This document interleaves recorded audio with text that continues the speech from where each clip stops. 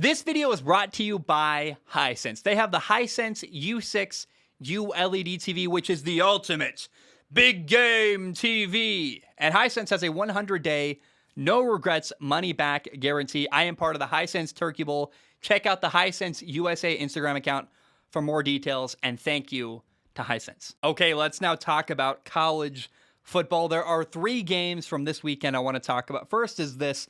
We had a game between number 2 Alabama and number 21 ranked Arkansas. Alabama won 42-35, and I got to say I was wrong about this one. I believed that Alabama would dominate, and the fact that Alabama did not dominate is concerning to me. Georgia dominated Arkansas 37-0. It wasn't even competitive. And Arkansas never led against Alabama, but they hung around, and Alabama had a hard time kind of putting them away. This game made me wonder, is there really any team in college football who can compete with Georgia? I've been thinking all year, like, the only team that can do it is Alabama. And maybe that's true, and we'll talk about maybe Ohio State has a shot, but maybe no one can compete with Georgia. Georgia is on a whole another level. I mean, the way they dominated Arkansas was nothing like the way that Alabama played Arkansas, and that's a great litmus test to make you go, yeah, there just might not be anybody who can really compete with Georgia all year. Now, I do want to give a shout out to Alabama quarterback Bryce Young. The dude was amazing against Arkansas, and good quarterback performances deserve praise. Bryce Young against Arkansas was 31 for 40 passing. He had 559 yards, 5 touchdown passes. He threw a really sweet back shoulder fade early in the game. He had a long touchdown pass in the second quarter against really good coverage, but it was just a perfect throw to Jameson Williams down the middle of the field. Again, he wasn't really wide open. He just, Bryce Young made a perfect throw.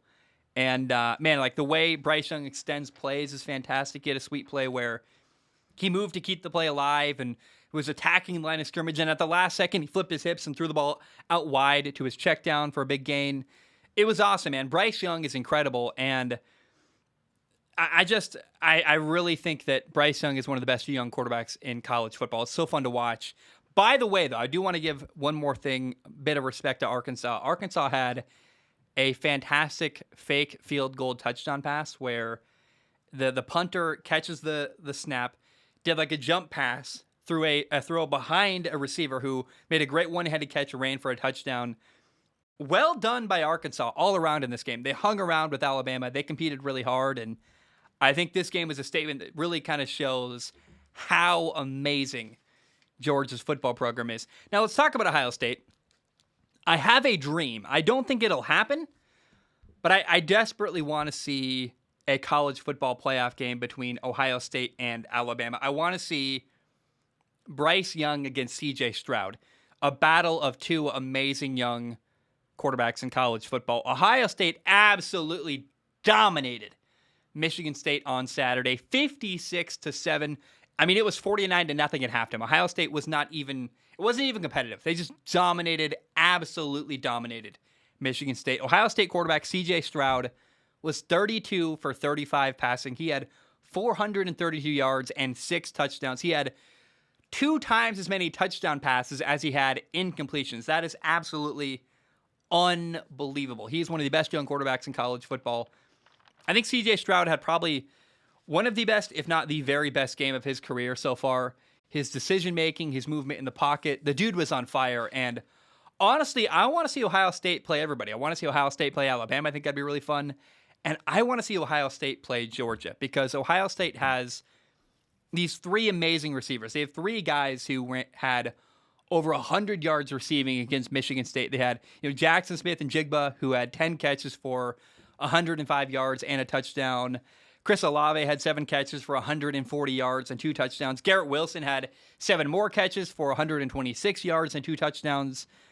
And the way Ohio State's offense produces yards is ridiculous. They also ran for 206 yards against Michigan State. I mean, every part of their offensive game is dominating. And I am not confident that Ohio State could beat Georgia, but this offense is the offense that has the best chance in all of college football to be able to score on Georgia. And I really want to see Georgia's defense try to defend these 3 stud receivers that Ohio State has. Jackson Smith and Jigba, Chris Olave, Garrett Wilson. Like, what would their game plan look like? And then, every week I watch CJ Stroud. He gets a little bit better and a little bit better. And to me, Ohio State football is very, very interesting. We're going to get some kind of good matchup with them in the college football playoff. In a perfect world, they find a way to match up against Alabama and then next maybe Georgia. But I just want to see Ohio State's offense compete against an SEC level defense because they're just shredding people right now. And they lost to Oregon earlier this year, but I think CJ Stroud has gotten a lot better since that game. And I'm so impressed right now with Ohio State football. Game number 3. We had a really big upset right now. I don't know why I said right now. We had a really big upset this weekend in college football. Number 23 ranked Utah not only beat number 3 ranked Oregon, Utah dominated Oregon. Utah led 28-0 at halftime. Utah beat Oregon 38-7 when it was all said and done. Britton Covey, who's had a really good career at Utah. Britton Covey had a long punt return touchdown as time expired going to halftime against Oregon. Oregon just got flat out dominated in every phase of the game. On offense, on defense, special teams, Utah had a punt return touchdown. Utah blocked a field goal. It's a great win for Utah all around. And I love the program at Utah. Kyle Whittingham's awesome. If I was a young quarterback in high school, I would be like, man, I'm getting myself to Utah because they're going to run the ball well. They're going to play good defense. All they need is a quarterback like every year. They're like the Wisconsin or the Iowa of the Pac-12, and they win games. Like, they're a really good program. Salt Lake City is really cool. I've been there, went to a game there once. This is just a fantastic win for Utah. Also, shout out to Tavion Thomas. Tavion Thomas had 3 touchdown runs for Utah. He broke the school record for most touchdown runs in a single year. Dude is a stud. Great win for Utah. Now, Oregon, college football playoff chances for Oregon are basically nothing now.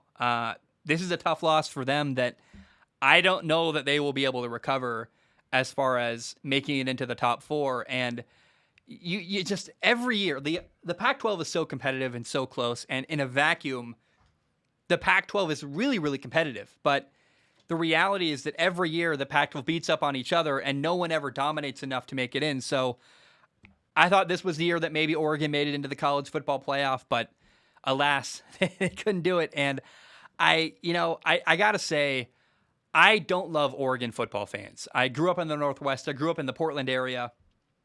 And I was always a fan of college football, period.